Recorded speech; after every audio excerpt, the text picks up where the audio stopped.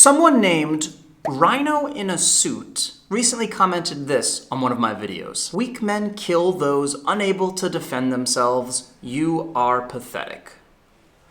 Rhino in a suit, that is not very nice. And it's not very informed. I wasn't gonna go fishing today, but just because I know you wouldn't want me to, I'm gonna go. And whatever fish I catch, just know that you're responsible. Turns out I actually owe Rhino in a Suit a big thank you because this ended up being one of the most exciting days of spearfishing in my entire life. The reason that today was so exciting was because, once again, I met my arch nemesis. Did you know that I have an arch nemesis? Because I do. There's a big school of midnight snappers that live near my house. I live in Bali, and Bali is very heavily fished. So, in order for a fish to survive here, they need to be very, very smart. And these midnight snappers are the smartest of the smart. No matter how hard I try, I just can't catch one of these fish. Every single time I even go near this school, I get schooled. Once I did shoot a baby though. I mean an infant. In fact, it was so small, it was more of a fish abortion than anything else. What? Don't judge me.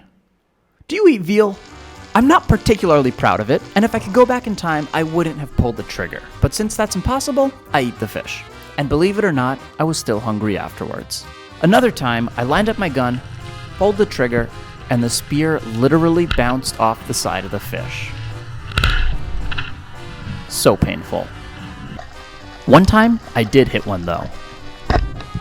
But this fish wasn't in Bali. It was all the way over in West Papua, in a place so remote that the fish had probably never even seen another human being before in its life. Needless to say, it was ridiculously easy to catch. That evening we grilled it on the beach, and it was absolutely delicious. But you and I both know that that fish doesn't count either. I've spent ungodly amounts of time chasing these fish. According to Malcolm Gladwell, if you spend 10,000 hours doing anything, you become a master at it. And so, by his definition, I am a master at not catching these fish. But that doesn't stop me from trying. You know how in the cartoon Tom and Jerry, although Tom was always trying to catch and kill Jerry, he still kind of loved Jerry? That's what it's like with me and these fish. I'm Tom, and the fish are Jerry. It's not that I'm cruel.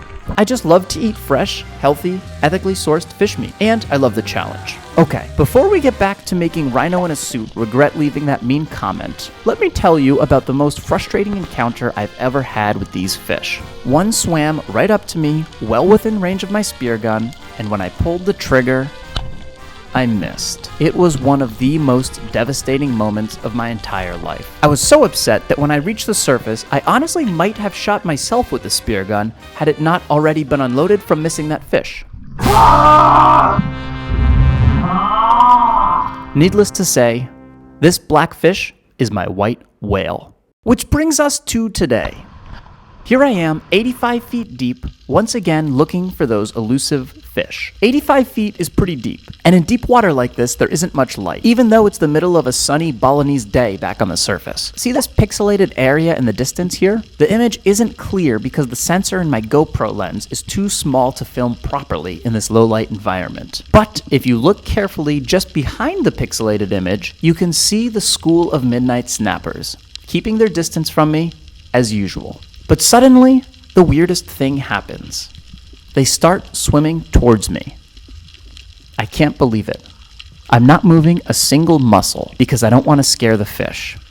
As soon as they're close enough, I raise my gun, and the movement of raising my gun scares them away, and then I miss the shot. That's okay. Honestly, I was just happy to get close to them like that. That's never happened before. So, after relaxing on the surface, I dove back down and tried again. There's the school again in the distance, and they're coming in again. I cannot believe my luck. One of them comes close enough for a long shot, and even though it's a bit of a weird angle, I decide to pull the trigger. Another miss. But this dive was even closer than the last one. Could it be that I now have a shot at catching these things? Okay, I'm done. Unfortunately, we had to head home for the day, fishless. And Rhino in a Suit. If you're smiling right now, I wouldn't. The story's not over yet. First thing the next morning, I head directly back to that spot. Before yesterday, it had been a good 6 months since I tried catching these fish because, well, I was never really able to do it. So I kind of stopped trying. And in that time, I continued to spearfish every single day and even threw in some freedive training sessions as well. Clearly, all that time in the water had paid off. And so, here I am, the very next day, in the exact same spot, determined to catch one of these fish. And in the distance, you can see them. You might also notice that the image of them isn't pixelated this time.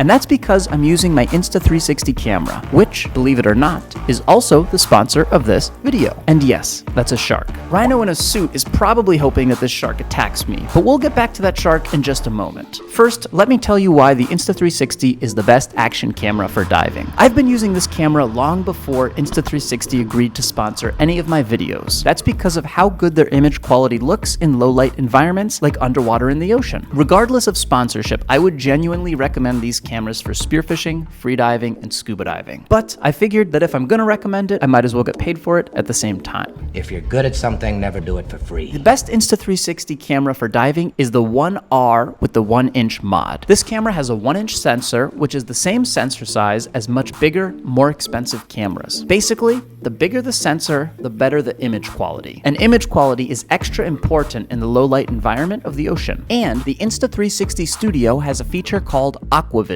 which can color grade your underwater footage for you. Insta360 has agreed to give you, my subscribers, a free dive housing with the purchase of one of their cameras, if you use the link in the description below. Okay, back to the story. There's the school, and there's the shark. The shark was just coming in to check me out. Not a big deal. And although the snapper school wasn't close enough for a shot on this dive, there was a good-sized sweet lips following that shark around, and I couldn't resist.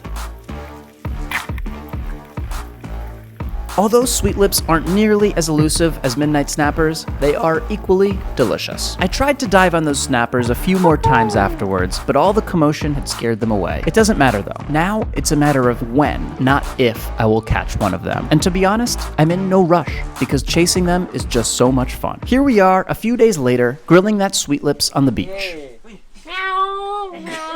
In addition to Insta360, I'd also like to thank Rhino in a Suit for making this video possible. And Rhino in a Suit, on a serious note, although spearfishing does look cruel, the main reason that I like it so much, along with so many others, is that spearfishing is actually the most ethical way you could possibly eat fish. If you couldn't eat the fish, I guarantee that no one would be spearfishing. And of course, it's also fun, that it's not the killing that I love, it's the chase.